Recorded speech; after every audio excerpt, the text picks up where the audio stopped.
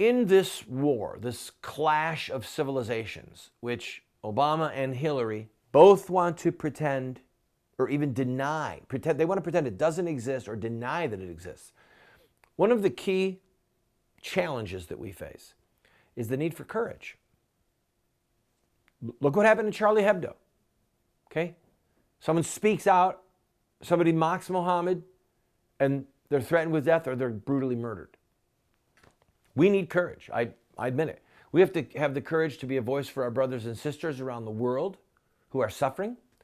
We have to have the courage to tell the truth about Muhammad using his words, using the historians of Islam. We have to have the courage to tell the truth about him and to discuss that truth in any setting that's required. You've probably heard that one of the victims of that brutal killing in San Bernardino, California, was a Messianic Jew who just a few days earlier had gotten into a debate about ISIS. And the murderer said, "You're not going to live to see Israel." He knew that he was intending to kill them.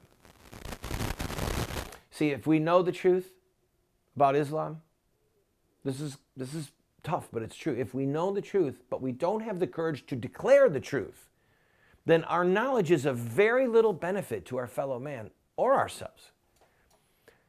We've got to tell the truth about Muhammad and Islam in any venue we can, with friends, family, co-workers, our religious communities, or to wider audiences in our political meetings that we go to, Republican Party, Democratic Party, Tea Party, in letters to the editor, in online forums, call-in radio talk shows. If you get through, say the truth. We need to have seminars in our churches and our synagogues or in religious gatherings. And we need to understand how a moderate Muslim self-radicalizes. We hear media and the politicians say all the time, fundamentalist Islam is the problem, or radical Islam, or Salafi Islam. That's a new term they're using because it sounds highbrow. Those are the threat. Well, let's remember what those words mean. A fundamentalist is someone who goes to the fundamentals of a thing, to the foundation of a thing.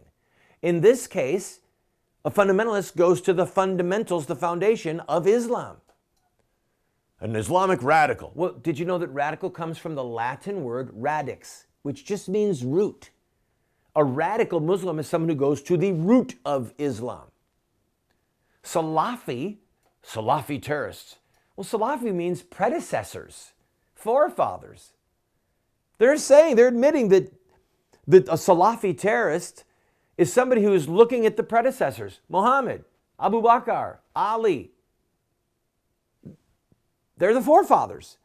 So a fundamentalist or radical or Salafi Muslim is a Muslim who practices Islam at its root, on its foundation, as practiced by the Muslim forefathers, Muhammad and his companions. Remember that Muslim terrorist in Oklahoma, Alton Nolan? That monster that beheaded that poor woman, Colleen Hufford? It was just outside Oklahoma City. FBI officials at the time, and may be the case now, they said, we're searching for a motive. How could they not see it? I'll tell you why they can't see it. The FBI's current policy is to refuse to look at religious ideology or religious beliefs when investigating the motives of Muslim terrorists. That means that they refuse to see the motive that is right in front of them.